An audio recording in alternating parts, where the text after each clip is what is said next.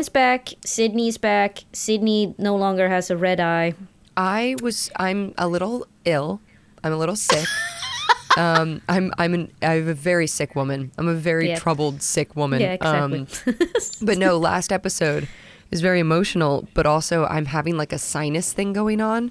So the whole episode, if you didn't watch it and you just listened, you probably were thinking, wow, she is crying. She is really into this. She's really into it. And if you watched, you probably would have thought the same thing, except also like, she looks unwell. Both mentally and physically. Batting 1,000. But yeah, I'm having like a little bit of like a congestion thing, and it's like in my eyes and nose. So excuse the sound. Truth. The drama behind me not being here is because I make Sydney physically ill. I'm allergic. Exactly. I'm allergic to Anne. New lore unlocked. Yeah. Sorry. Yep. We finally wanted to, you can call this one Coming Clean. Oh, like, yeah. This is sorry, like the guys. The BTS, and we're like, so what really, 10 What out of really 10, went what down? really went down on the Lost Mountain Saga? The girl group broken up, trouble in Paradise, reunion tour coming soon in Reunion select tour? cities. Oh my Seattle, God. it's the select Man. city. But Sydney refuses to join. Why? Why? Why? So, do you know if humans can be allergic to other humans? Would that be like crazy? I think you would be allergic. Like you are asking us for real and expecting that we have the knowledge to answer that with confidence. And I Listen, don't. Sydney has a lot of weird knowledge. She always knows things that she's like, actually, did you know that a blackbird is actually very smart? I have a lot of this. knowledge. Who's to say if it's all correct? Yeah. Well, it's always fun. I think if you were allergic to humans, you would be allergic to yourself at a base level. Yeah. But other humans, don't we have like... Okay, this is a little Like children pheromones? cover your ears, but I do know of a woman who claimed she was allergic to her husband's jizz. Yeah, maybe. Well, it could be. I'm like, no one can speak on this in confidence, and I'm like, well, Dr. Anne Cracks is knuckles. Cracks Anne. knuckles. Clicks pen. No, but I mean, you could be allergic to their perfume. You could be allergic to something Right. that they're eating and is maybe being processed in the spunk of it all. But cool. I want to die. I'm ripcording out of this bit, but yeah, those are the only things I could really think of off the top of my head. But I mean, I'm not a doctor. Guys, I only wonder play if one that was her on TV. way of saying that she didn't want to be with this guy. Like, I'm allergic to your sperm, and he was just like, I cannot fix that. Guys, Like, this is crazy. It's too powerful. I Googled it. Yeah. Googling in the background. 3 hours ago, there was an article on IFL Science. Who knows if this is, legitimate, but one of the first things that came up about being allergic to humans is semen allergies. So I knew guess it. it's like Do you just have to be a lesbian then? or like, but also Yeah. people have like spit and sweat allergies. So it's only, it's got to be something to do with like your chemical makeup plus what you Yeah. eat or like ingest and stuff. But I guess, you can be allergic. I'm calling it, this is going to become a thing in the next few years where people just, instead of breaking up, they're just going to be like, I'm sorry. I'm just I skin, my skin can't do it. For a while there, everyone called their ex, some form of narcissist. Like that was like the trend to call every single person that had wronged you was some sort of, and they came up with different versions of narcissist. Like Yeah. it was like, oh no, he's a conditional narcissist. Oh no, he's Yes. a temporary narcissist. Or no, or he's a lightning narcissist. Whatever, it became like, and my friends did this too. Pokemon? Yeah, Pokemon. He's It evolved. Type Pikachu, narcissist. a Pikachu narcissist, and so I think this is gonna be like, when people find out reasons to be like, want to leave their piece of shit ex, or they'll be like, his sperm is toxic. He's toxic. Yeah. Toxic Sperm is He toxic to me. creates a toxic environment for Yeah. my machine. Yeah. And, God. no, the I feel like it's like, it's not you, it's me would become like, it's not you, it's your jizz. Like, Yeah. it's not you. Anyways, I feel bad because apparently workshop we tend to say that women have a lot of self was it like self-image issues?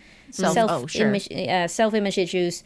Apparently, a lot of dudes have it too. It's just not as talked about. Right. Imagine if we introduce now that some sperm is also nuclear waste. Men would all kill themselves. They'd just be like, "That's it. That's it." Yeah. Male loneliness epidemic +1. +1. Yeah. I'm out. Yep. But it is. I mean, I know that like some people to kiss some people. I don't know where I saw this. This might have been like. No, but like some person said that kissing your sibling is like feels wrong because the saliva is weird, like it's a mismatch. So that's why you like hate kissing your sibling. Okay, interesting. No. This I see what you're saying. There's got to be something biologically where like evolution wise, it's been like, hey, don't do that. Don't do incest because it's bad for like the evolutionary, survival rates. Because I'm sure that there is something to be said, but it sounds like that the way you described it just sounds like someone trying to rationalize why they shouldn't kiss their sibling who they're very attracted to. I shouldn't and do like, it, right? They're like, no, but that'd be crazy. Their saliva's like, be all their saliva's probably like weird with my saliva, right? Like it probably would like taste and we weird. shouldn't test that out, like right? Like we shouldn't like just fake. I mean, it would be crazy. There's only one way, but there's only one way to know. Oh, I gotta kiss my freaking brother. Oh God, they're gonna call me Cersei Lannister. Oh well. Oh no. Like God. There is so much incest in that show and book series. Yes, there is. Yeah. Every fantasy series, I feel it's like, a major And staple. people were, I think, like people were not even close enough, repulsed by it enough, to, people were just like, okay, cool. They're I don't have any even. siblings, like, they're not so even like just... I can't even really imagine the like natural repulsion. No. Of like. Not yeah, wanting... you're a single kid. Yeah, I'm a single kid. You're a single kid. child. Yeah. A single kid. That's Been not the single word. my A whole lonely life kid. until What's I it got called? married. A lonely kid, an only child. Is that what you're trying to say? An only child. Well, Just a real fucked up mess of a person. Yeah. That's Yeah. I have 3 older siblings, and I would rather kill myself than touch Then any kiss of them. Yeah. Okay, so no, evolution at work. Yeah. It's not even the European style. All Europeans like kiss on the mouth or whatever. That's like south of Sweden Europeans. Okay, Like, okay. I feel like south as in different type. Denmark. Like I think in Denmark they start doing that shit, and maybe south of Sweden as well. Okay, it's south of Uppsala thing, or maybe just south of my street. I don't kiss anyone. I found out also. I had a conversation with my friend about. Okay, last tangent, but I had a friend about like. Did you know that gaming conventions in Sweden, they used to have sleepovers? It used to be like they're gathering in a school and sleep there. And he was like, yeah, I was 16. I went to this first school. We all like had, our sleeping sack, etc. And you slept over. And I was just like, you could not pay me to sleep at a fucking nerd convention with like 60 other nerds in the same room. Like, are you kidding me? But apparently that was the thing. It kind of sounds fun, but like maybe when I was 21. Yeah. There comes a point at which when you're doing convention-y stuff where you're like, I'll save money and some of us will sleep on the floor. Yeah. And you're like, yeah. And then you hit about 25 and you're like, I am too. It's the first thing that you're too old for this shit. Yeah. Well, especially if we're like working. Like, like if I'm going to somewhere for funsies, cool. But now that I'm like working conventions a lot, I'm like, no. I need my resty rest. Yeah, I need to sleep. Do you share room with Yeah. people? Yeah. You share room, because I was gonna say like I don't even want to share rooms with people, but I guess I don't care about that. I'm used to that too, because like on film production sometimes you'll share with like castmates and whatnot. Yeah. If you're like shooting a feature, I'm okay with that. Yeah, you're right. I find that most gaming companies are like, yeah, no one has to share rooms anymore because everyone is just afraid of the HR if things go badly. Too. Everyone is so afraid of everything. I found out that Uni came home with like shit in her pants, and I'm like, what's going on? And it's apparently they're not allowed to wipe kids because of God. they're not allowed to wipe like, and I'm like, she's fucking 4, and she's covered in poo. And you, like, but also like you're hired for that job. You're not a stranger. Exactly. And I'm like, they're like, well, we don't want to like risk it's the policy of the school and to like not have like a like, I get it too, but I also don't get it, because I'm like, can we stop sexualizing kids, like, or rather assume that every person who takes care of if I thought my kids were being taken care of by pedophiles, I would not put them in that school. And when I say I get it, it's mostly that like I understand why they want to protect themselves, but also like if you're there for childcare and a child is walking around covered in their own feces, right? Like, what was even the point of the childcare? Well, the sad thing now, of course, since that incident, uni just don't poop in school anymore. Like, that's just so now she's waiting till she can get home. It's so just sad. And I'm like, fuck. And it's another thing I thought about this morning, because it was pajama day. And I was like, well, and she refused to bring, she for some reason refused to have her pajama on. And I'm like, do you want me to put it in the backpack then in case you want to change? She's like, no, then I will be naked. And I'm like, honey, you're too young to be like this worried about these things, but, and I'm like, and you also won't be naked. Like, you can put it on over the rest of your clothes. Oh man.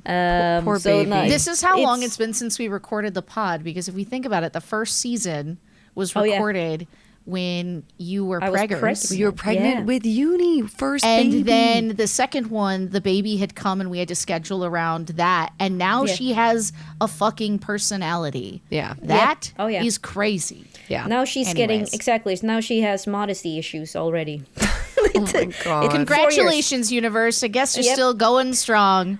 Yep. 4 years. Yeah.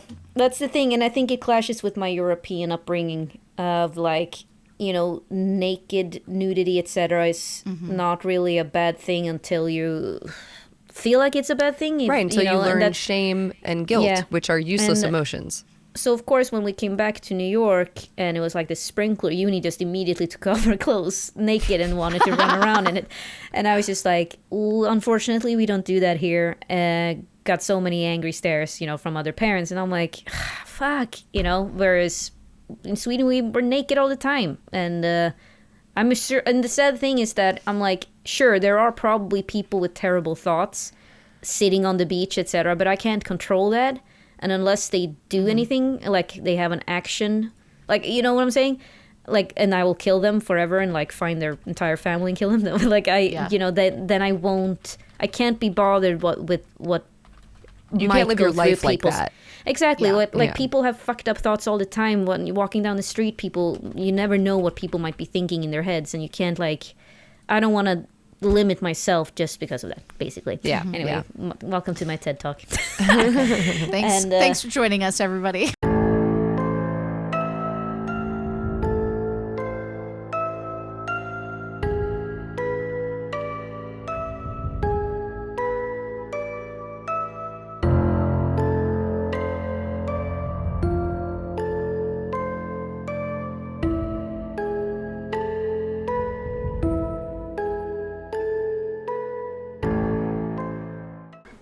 We had like a pretty rough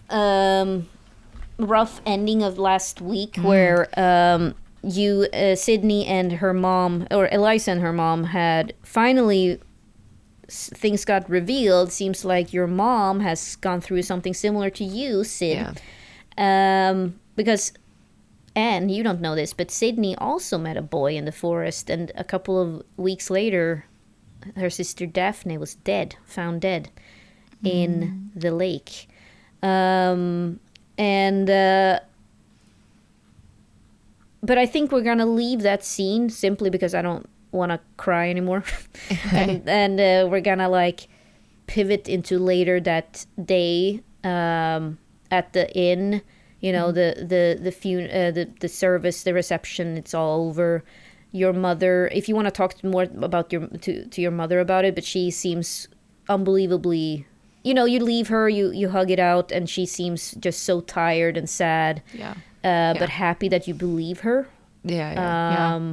I don't know what you want to reveal to her, if you want to reveal anything more, or It's tricky because it's like she's dumped all this and like she feels crazy about it, and Eliza's probably the only person who would actually understand.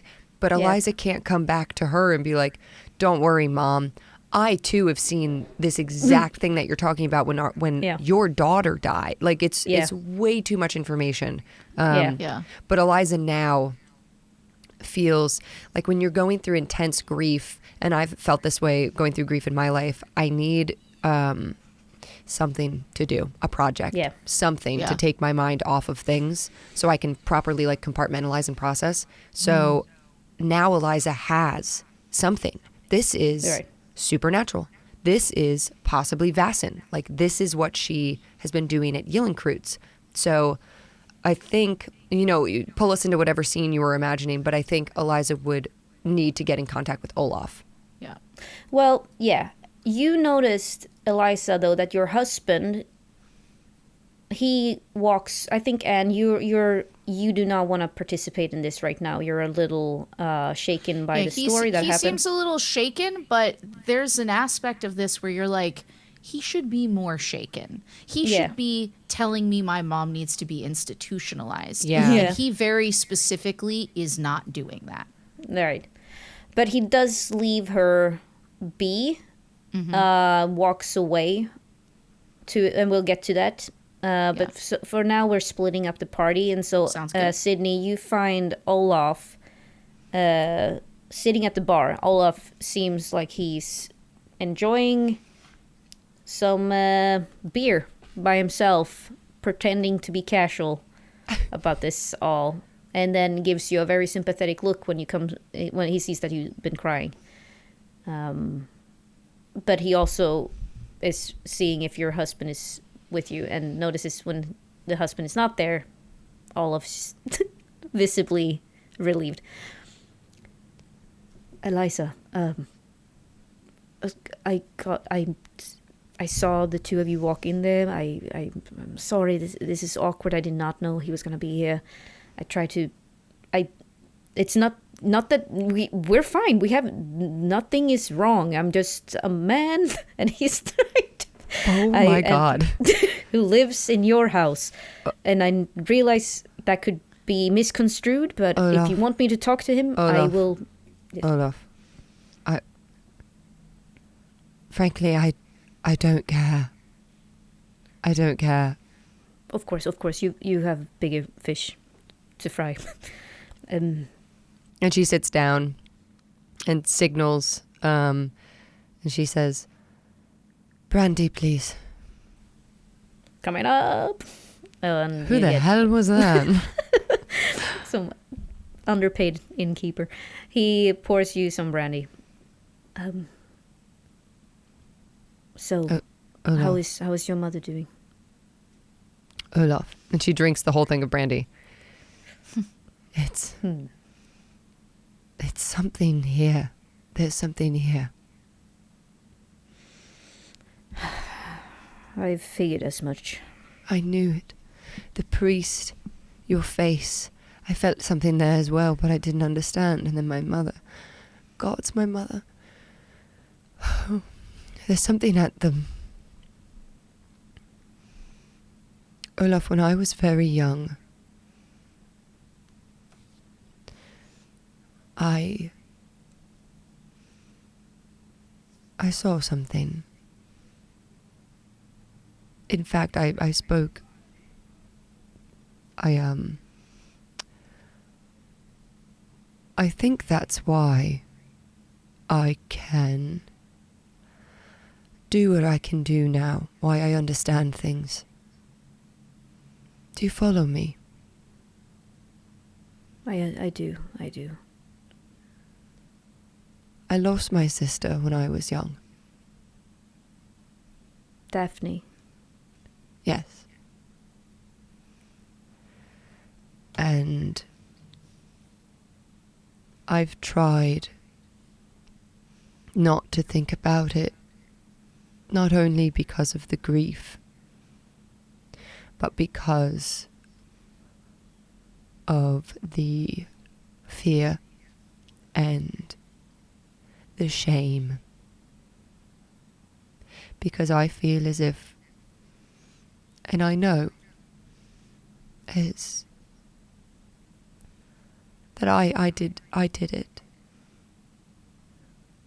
You know, Eliza, no. No. I whatever it is that is in the woods near my parents' manor, within the lake, it's the same thing that my mother spoke of. I know it. There are no coincidences in this world. And I feel as if God, and she tries to like half smile at Olaf, but it's almost like a grimace.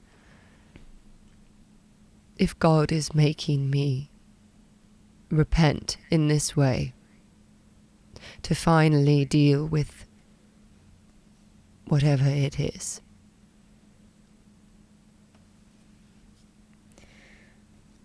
Olaf, forgetting himself, he cradles your face with his hands and brushes away the tears with his thumbs. Eliza, I know you're in so much pain, but please don't convince yourself that any of this is your fault. This is what they do. They manipulate us. They trick us. This is not on you, and I will help you find some clarity. Unfortunately, in that moment, Anne, you are ready to walk down God the damn it. stairs. Uh-oh. Yeah. And so you see...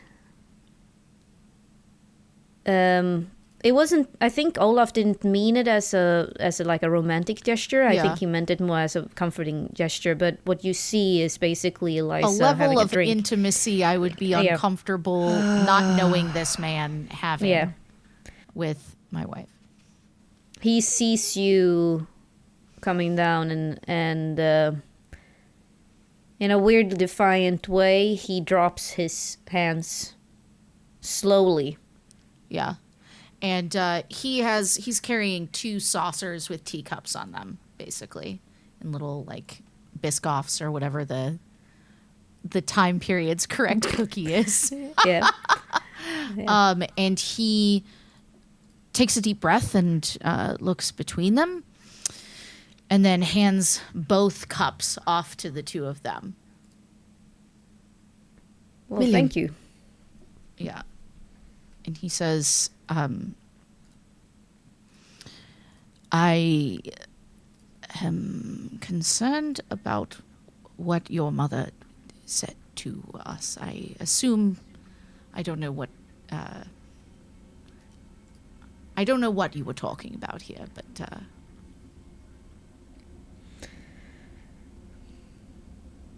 Eliza and I, sometimes we go on missions to solve mysterious things that might have occurred in a situation. Milliam, I'm sorry for what I'm about to say. I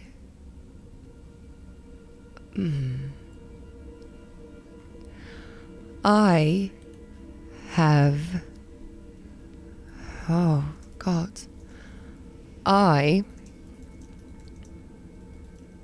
know exactly what my mother was talking about. what do you mean you know? I have a sort of talent for uncovering unseen things, strange things, and Olaf has been helping me. That's actually what I've been doing in Uppsala. That's actually what Egerkrans is entirely about. It's sort of a headquarters, a place where I've started a business and I've recruited people of like mind. What kind of business? What are you doing? This sounds Milliam. incredibly dangerous. Please. You have been gone for so long. Please just listen.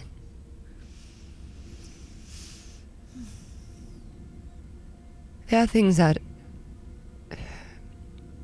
There are unexplainable things. And I don't just mean haunts and apparitions and tricks. These aren't parlor tricks. I'm not holding seance, although we did hold a seance actually. But... Horrible time. A horrible time. Thank you, Olaf. Yeah, it was quite bad. What I do, ultimately, is help people. And Olaf helps me. As a private detective, he's quite good at uncovering things. And if it helps, I have never touched her. Okay. Just Olaf, to make... just drink really your tea. wasn't concerned about that right now because this is much larger. Sort of a husband-wife conversation, Olaf. Sort of a... You're claiming... I mean, I don't... and he's sort of like having trouble stringing the words together, and he just sort of... You sit there in silence again for a second, and then he says, "You speak to the dead. That's something you can do." Not quite. At least not always. Sort of. It's complicated. How do you conduct such mysticism? Sort How did of. you learn? I don't think I learned. I think it was forced upon me like a brand or a mark. Perhaps I'm marked, and therefore those... What's the English word for it? Vasen is the Swedish word. They're sort of unseen entities. They come in all shapes and sizes. They're sometimes friendly and helpful. Other times, yes, they're like a ghost. And these monsters are friendly. I don't... Oh, God, Can you be sure? No. Milliam, listen to me. I hardly know what I'm saying. I sound like I'm in... She lowers her voice. I sound like I should be institutionalized, and I understand that. But if you would hear me out, I think there's truth to what my mother is saying. Whether or not she's clouded by grief, I think there's a seed of truth. And I'd like to at least try to see what it is, and if I'm able to help. He like takes his let's say he has glasses. He takes them off. Sure, why not? I love it. It just feels appropriate. Yeah. He takes off his glasses. He's again, you can see like sweating profusely from his brow, but he is listening. And he says, "I cannot pretend that I have not, in my travels, seen things that or not seen things that that chill me to the bone. The Arctic was endless and so deeply personal at the same time. I cannot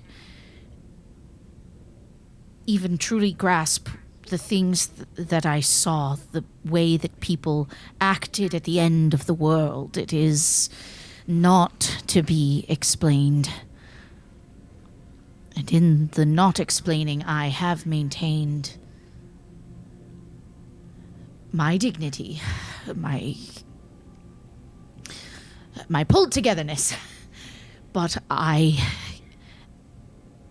cannot lie and say that this doesn't make me fear for you, for both of you, to be in such a situation. Is it safe for you to live in such a place and to conduct these experiments? Do you not fear for your soul as your mother feared for your father's? And she kind of looks at Olaf. Well, some of us might. And you're he looks at Olaf and he says, you in all of this, you observe, you help, you protect. What is your belief in this? I used to have similar sentiments as you, and I believe Eliza's father, in that my soul was the most important thing to protect, to me not be corrupted. However, I've ever since learned that we do not understand how the world works. God, if he exists, works in extremely mysterious ways. Cruel ways, I should say. I no longer swear by any faith. And Eliza's work, I know she's doing it for the goodness in her heart, to help other people. And that's all we can ask of us, this little time we have left on this planet Earth. But if you have witnessed things, perhaps you could be of help. Right, Eliza? I wouldn't ask if it weren't important, Milliam. And of course, I wouldn't ask anything of you. I mean, you've already given me so much. Has he, though? Olaf says. Your husband's been gone for 2 years, I mean. And for the first time, you see, like, this resentment and anger in Olaf. He sort of has been a little softened by this conversation, that they're all sort of finding an equilibrium, and this sort of accusation immediately straightens him, and his eyes sharpen, and he says, my wife has been given freedom, something many women of this age are not permitted to have. We may live differently than other people. We may not be what is seen as normal, but I want her to... And he, like, pauses. I wanted her, when I left, to be able to have a life, to have freedom, to perform, to explore. And she understood that in my heart as well. I think if there is anything that tethers us to one another, it is that understanding. Am I wrong? He says, and he turns to you, Eliza. Milliam has given me a great gift, Olaf, and one that gives more every day. And I am lucky. I'm so lucky. We have a mutual, and she kind of touches Milliam's arm. We have a mutual understanding and a mutual love for each other and for our freedoms. I don't expect you to understand. No, I apologize. I spoke out of turn. I've seen how lonely you've been. I see how much you're suffering in silence, and to me, marriage means something different. But I'm glad you are here now, Milliam. Of course, I'm also glad. I'm sorry, this is just, and he sort of just shakes himself, and you can see his hand just sitting in his pocket. Roll observation, Eliza. Don't mind if I do. I was literally thinking, like, man, me and Milliam really got to talk, huh? Observation. Where's my other one? Okay, that's one success, and then... Yeah, one success. You're noticing that Milliam... you're noticing that he has been taking those pills. You're noticing that he seems preoccupied, I'd say. Right, Anne? That is true. But you're not quite sure that he doesn't seem... he seems sincere, though, in that he has gone through things, and he, like, in his little outburst towards Olaf, seemed sincere. Yeah. And Olaf, however, is still clearly not sure how to categorize his feelings currently. Yeah. In like he's obviously wants the two of you to have a happy reunion, but he's, you know, broken by jealousy mixed with not wanting to ruin this for Eliza or make it even harder than it already is. And, you know, he has no right to claim Eliza. Eliza's never, you know, they're not in a romantic relationship. But the time goes on. And sorry, Sydney. No, I was going to say perhaps she sees Milliam, like the pills. I mean, she's not unaware. And I think she says to Olaf, wrapping up that conversation, Milliam has been through more than either of us could understand. In fact, I think in similar ways we all have things that we don't quite understand.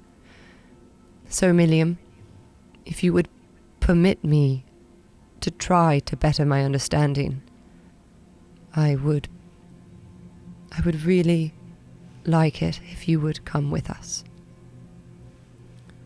He is sort of like sitting on the bottom of those stairs, like he's just kind of sitting there, taking this all in. It seems like a little like he's almost like embarrassed of his outburst because they had been doing so well. And he kind of just nods and he says, "As ever, your servant, Mrs. Andrews."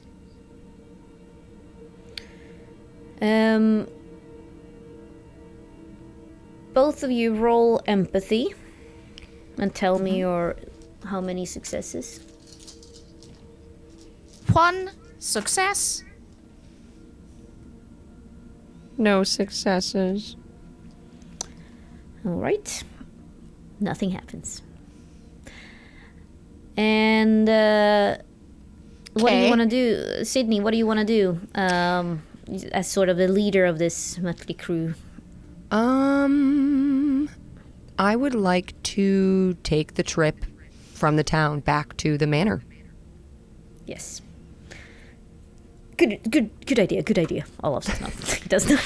Thank you, narrator. Exactly Solid, what I would have done. You can do that. You silently get into the carriage, and similar to the day before, it's, you know, mist. It's a gray day. Sad. Like everything is just so sad, extra sad because like the sun is not even out. Mist, fog, thick fog, and you reach your manor. It looks haunting because no one's there currently. It's abandoned. And that lake that feels like it's so close to the house. It didn't used to be this close. And then the dark forest behind it. For a second you see vines coming out of the forest as if the roots have grown towards the house in strange, unnatural ways, you would say. But you didn't notice that before. But it's as if the house is being reclaimed by the forest. And you get to the front gate, and there's actually a man standing there raking some leaves. And you recognize him as the gardener. Do I know his name? Reyes. I think, yeah, as she approaches, is she out of the carriage now? Yeah, you can. Okay. You stop by the gate. He's standing there. He nods towards you. My condolences. Evening, Mr. Reyes. Thank you so much. If you could open the gate, I'd like one last look. Very well. He opens the gate, pointedly does not go inside. Okay. Yeah, I would like to maybe go in the house and get... Because it's probably getting dark now, or... Sort of in the afternoon. And due to the fog, it's hard to say. Like, it looks exactly like it did in the morning. And eventually it'll turn dark, but it's probably 2 hours till it turns pitch black. Okay, then I would like to go in the house and maybe do another investigation with the help of Olaf and Milliam and sort of find anything now that I know what happened, anything relating to that, like my journal pages that were ripped out, or like the note from my father, or anything kind of leading up to the events. And if I can't find that, or that's like a non-starter, I would like to get like lanterns and stuff ready, because I think I'm gonna go in the woods. Yep. You can get lanterns. There is nothing an investigation roll will reveal more than the house than what you already found in your dad's office, which was these branch, like, what was it, like, the stick, like, I still have the it. Stick, yeah, it's like, it looks weird now, but if you roll a learning, and you can also roll a learning, and on the stick, Sure. on the sticks, they were wrapped up in some sort of seaweed, yeah, and if you investigate, or roll in learning or investigation. Okay, I'll do a learning. Am I rolling too, or just Anne? Yeah, no, you can do that too, Sydney. 2 successes. Oh, 1 success. You actually, upon looking closer, both of you notice it looks like hair. Human hair is also wrapped up in these things. And Oh, fuck. I just watched a horror movie, IRL, the new one that came out, Weapons. And What'd you think? I enjoyed it. I hated it, and we'll talk about that offline. Talk about that later. But the most interesting part to me was like the magic. This, of it. Like, yes. Yeah, this part and was the most interesting. is this bringing back some bad memories? Yes, it is. is some hair involved in that? Yeah, Oh, yeah. hair and thorns and sticks. Wrapped around a stick. Yeah. So something similar to that then. And you, as a learning investigation, you're like, wait a second, these are ritualistic in the way they've been made. And if you, let's say that you leave the house, you don't find anything more, but you have your lanterns now, and you can start walking in the forest, you find more and more of these bundles. Similarly made with like lake reeds, has human hair on it. I find them in the forest? Yeah, in the forest, and then closer to the lake, and you're starting to remember what your mother said about like bringing gifts and offerings to whoever this creature is. You also, with the successful investigation, you eventually find an entire like altar. You would say isn't like an altar, but it's made of wood, and it's not like an altar. It's more like a bush that looks weirdly organized in a way. And there you find toys, like children's toys, covered in mud. Does Eliza remember any of this stuff? Like, is this sparking memory for her? These toys? Yes. And you look out towards the lake, and for a brief moment you see yourself holding Daphne's hand. But you're smart enough. I mean, at this point, you're a level 12 as an investigator, so ain't no fucking way you fall for that shit. Because you're prepared also this time. But I want you to roll manipulation. Okay. It's not my best. We'll see. Ooh. Can I push and become... Oh. Take a mental condition and push, baby. What would I be? Maybe angry?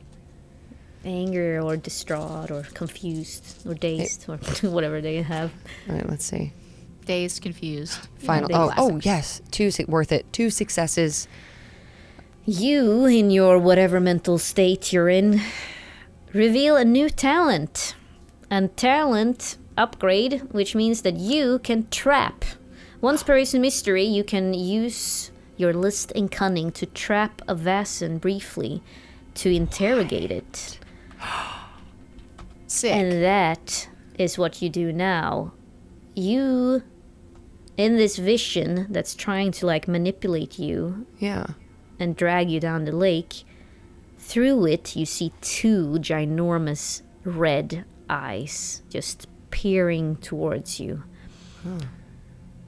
And underneath it, it's this ginormous wide mouth. An amphibian-looking creature is just staring at you from the lake. But you can trap it. Okay. I You think... use your list and cunning. You can set a trap and come back later, for example, or you can... You have I think- enough sense, or you can try to fucking trap it now and see it. Yeah, I think her mental condition would be distraught. But maybe that's also playing into, like, she's distraught because suddenly she's doing something and she doesn't really understand how she's doing it. But in this mental image of her leading her sister, Daphne, into the lake, she manipulates the image so that it is her leading the little boy that she knew in the woods into the lake. And then it's like they kind of like the images like walk into each other almost, and then it's her and this creature Yeah. in like sort of like a void space.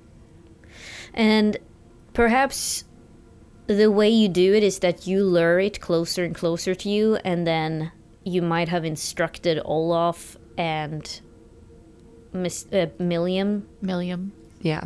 to... Maximilian. Maximilian.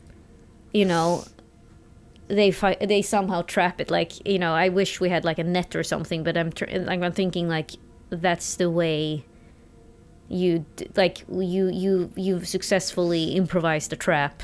Yeah. We'll like just retcon this and say that they had a net or a hook or something. I think we took like, you know, a fire poker and like Yeah. just Yeah. improvised weapons and things, Yeah. and maybe one of them, yes, was like rope, like a rope net or something. Maybe there was like some kind of ditch or something that we dug Yeah. so that once it came into view, it would be Lower level. fall in a ditch. Yeah. Yeah.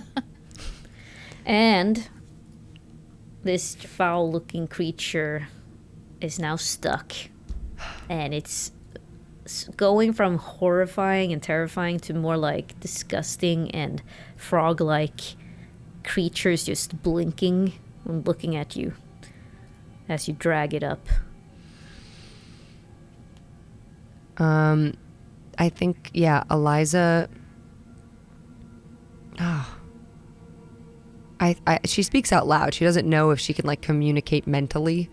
But she says, "What is your name?" I've said it before, I don't have a name. Eliza. I know you. This is your real form, then? It might be. But let me out, let me back. An eye for an eye, that's what we said. I was a child. You're a human. I see no age. You know how old I am. A child. You could have been 100 years, you could have been 2. It does not matter to me. She looks at Milliam and Olaf. Does it seem like everyone can understand? Like we all understand this? Yeah. Yeah. Show me your other form. The little boy appears, but just above the surface. Is that the form that you showed to my mother? A nasty smirk changes into Daphne. And Eliza just takes a deep breath and tries to steady herself. Her distraught mental condition is really weighing on her with this. This is really fucking freaky. What is it that you want? I want nothing from you, human. Like I said, an eye for an eye. He made his sacrifice. To gain what? To gain the life of your mother. My mother wanted her daughter back. That is what you were promising. She wanted her daughter back for her own life. Your father found out, and so I took his life instead of your mother. But I can't bring people back from the dead. No. No, I can't. So you tricked her. Semantics. And now my father gets to reunite with Daphne in death. I do not make the rules, human, but you should let me be. I followed my end of the bargain. I did what I said I would do to your father. Your mother lives. I should let you be. To stay here and trick other innocent humans who are grieving or are selfish little bratty children who know not what they say. You see, you gave me the power, Eliza. Without your help, I would never have been able to do this. And she kind of looks at Milliam and Olaf. She doesn't even know what to do. Like, she is so distraught. Milliam and Olaf. Milliam, how about you roll? You roll investigation, or and Milliam. Oh, sorry, Olaf. He brings out a cross and holy water. Eliza. And he puts it in your hand. Finish what you started. I could have helped you, she says to this creature. Yeah. You could have asked. I fed you. I befriended you. These human things means nothing to me. So what do you want? I have already gotten what I want. Let me just ask the visual situation. We're sort of standing behind her. This Yes. thing is trapped. Trapped Is there- somehow. Somehow. In a net. In a In a net. net. Okay. Is there anything that we were instructed to do to, like, hold the net in place?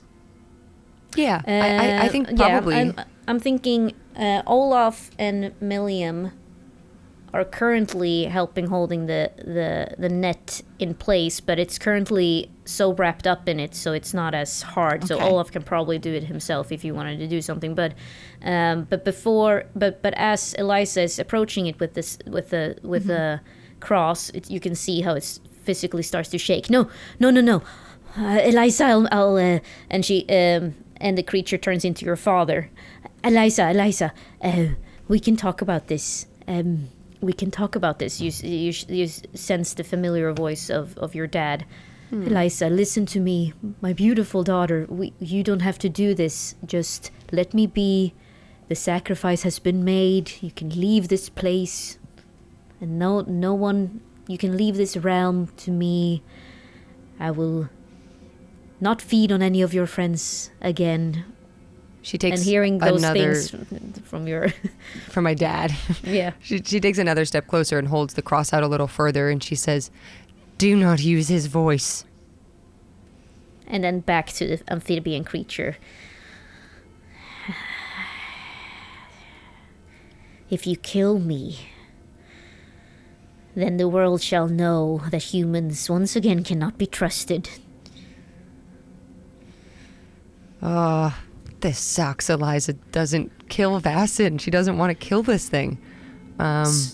So on the side, you notice that Milliam is standing there with a pistol out, trained on the fasten. And he looks at you, and he looks at Olaf, and he says,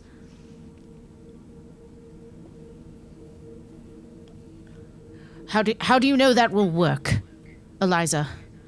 How do you know he will stay here like this? Milliam, do not shoot your gun. And in this moment, he says, I'm sorry. I can't let you do this. And he kicks out the pin that's been holding the net in place. And he rushes forwards and attempts to knock the bowl out of your hands. Milliam! My good sir, what are you doing? And Should we do like a force roll? Yeah, I mean, I don't know. Lose. What is Yeah, help roll a close combat, and you can try to roll a force. I have no force. I'm so weak. Oh. Close combat. I Okay. rolled 2 successes on my force. Shockingly. I rolled 0 successes. And I rolled a lot of stuff, I gotta tell you. Oh my god. So, you stumble, Yeah. Milliam, as you're trying to attempt this, but unfortunately the creature escapes. Because you knocked off the pin as well, like that held the net, Yeah. or yeah. Yeah. That's what he was basically attempting to be like, to let the creature go and cause a bunch of chaos. Okay, but but you're also trying to the crosses, but the cross is still in Eliza's hand. Okay, Yeah. cool, interesting. All right, so the two of you fall into the lake, but Eliza is holding on to the cross, and Olaf gets in as well. All right, so I guess we have initiative. Everyone re-roll a d10 if you have it. Okay. My goodness. Don't. All right. Olaf has a 6. 4. A 2. And yeah, so you go first, Milliam. Yeah.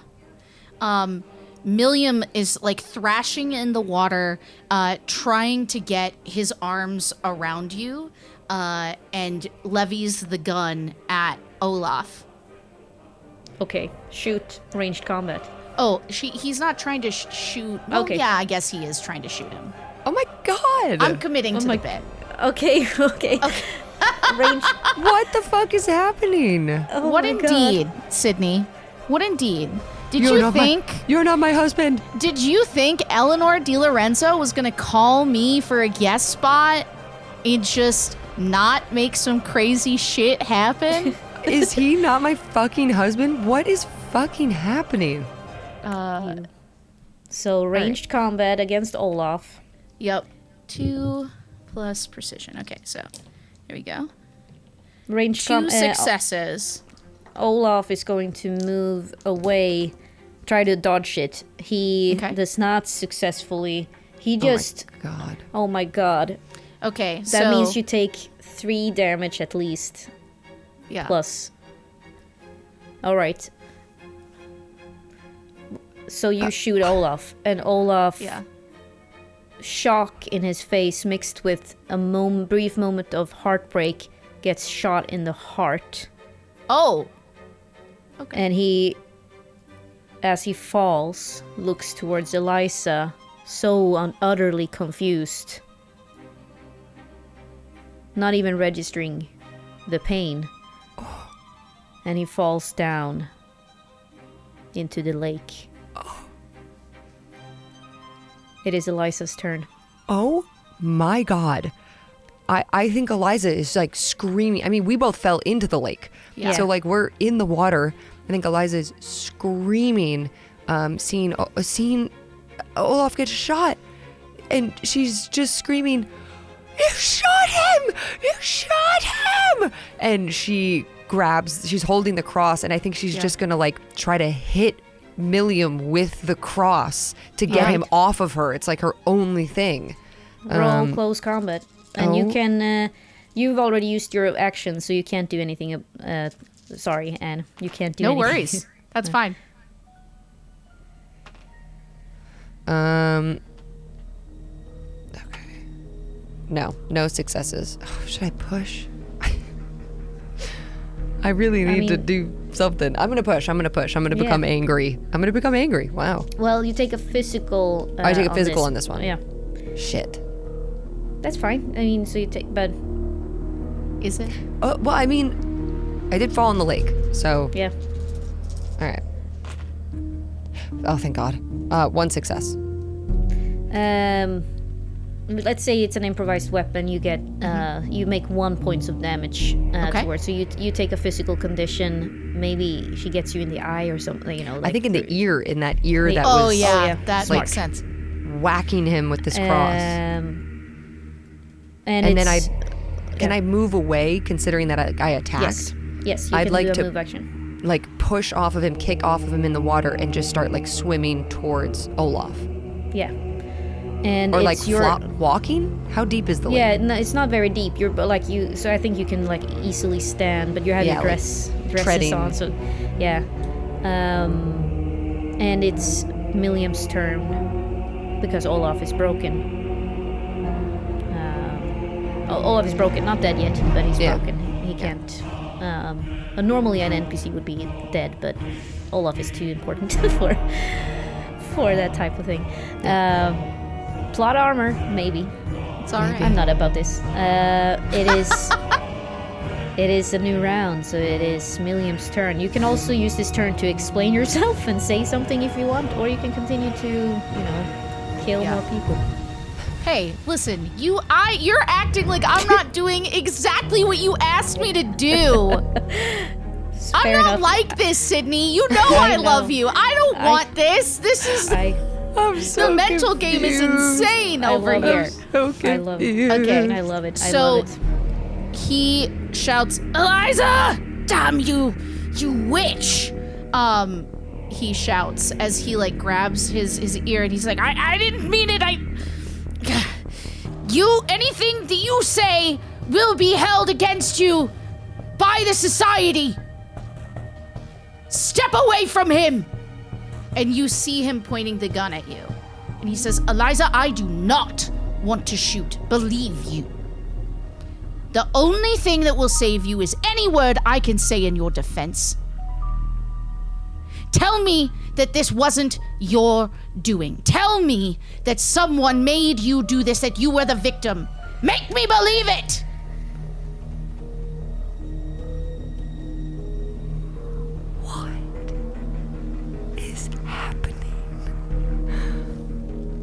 The society? What the fuck? Okay. I think Eliza like has Olaf's body now. She's like lifting it out of the water so he doesn't drown. And she's turning back to Milliam and like her eyes are wide, her hair is, wet and like all across her face. She's completely drenched. Her dress is soaking. And she turns back wild-eyed. And she says, Who are you? You are no husband of mine. Olaf has a pistol, for the record. And Eliza can feel it, like, on him, like as she's holding him. Yeah. And yeah. Yeah, what does he say? He says, I am changed from the man you knew. I have seen things. Do you think I wanted to be like this? Do you think I want to be driven mad by memories of being snowblind and lost, of voices in the expanse of white, of the woman I loved being driven mad by what she didn't even see? This is my only way to save her. They said I could not save her unless I brought you in. Please. Please help me. I'm a broken man. Okay, did he just talk about another woman? Didn't he just mention another woman? I think Eliza says, I've changed too. And she pulls out Olaf's gun and tries to shoot. Hell William. yeah. Oh my God. God. Range combat. You probably don't have very much in range combat, No. but But at give least it a shot. 4, I think. Why not? Yeah, I have 4. Oh, And- 1 success. Oh. Okay. That's unless okay, and you can try to dodge Dodge. with an Okay. agility roll. Sure. I can agile. Let's see. Physique +1. Okay. All right. That is 2 successes. Fuck. He steps away. So I think she does that as like a distraction, like shoots him, and then she's gonna dive under the water so he can't see her and shoot her. Yeah, she's just gonna like go under the water as her movement. Awesome. I don't know what to do. Under the water, you see the full size of the amphibian creature again. God damn it. But it's just staring at you like a frog with a weird frog-like smile. Oh, can I think at the creature? Yes. She thinks to him telepathically, just like thinking as hard as she can. Oh God. She's like, one last favor. I will leave you alone. Take him. Take him as sacrifice. One last favor. I will leave you alone. Take him. And she's like thinking of Milliam. And that's just, she just keeps saying, like, just is trying so hard to project that. The creature, who's now also in the combat round, Yikers. swims over to you, looks at you with one of those reptile eyes, says, or thinks back, "They said you were not like the others." And then we move up to the surface. We see Milliam standing, holding his pistol, pointing at something in the deep. And then just from the behind, we see a humongous creature appearing, taking him in its filthy, wide mouth, and just drags him down into the lake. I don't think you survived that, Milliam. I wasn't here for a long time. Just a good one.